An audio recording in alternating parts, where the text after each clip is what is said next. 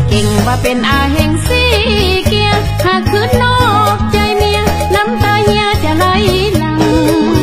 ขอเตือนไว้ก่อนตอนนี้บ่ทันเฮ็ดหยังถ้ายังห้ามบ่ฟังระวังโตให้ดีๆบ่ได้ขู่และบ่ได้ตู้ก้าวหาถ้าหูเห็นกับตาระวังไว้นะสามี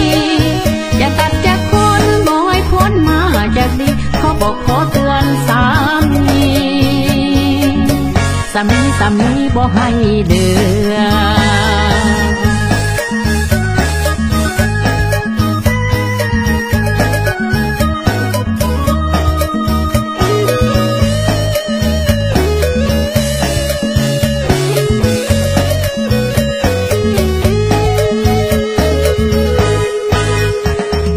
เก่งว่าเป็นอาเฮงสี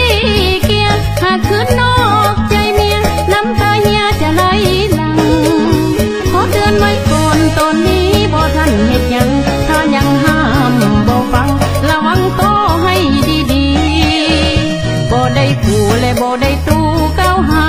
ถ้าหูเห็นกับตาระวังไว้นะสามีอย่าตัดจากคนบ่ให้พ้นมาจากดีขอบอกขอเตือนสามีบ่ให้เดือ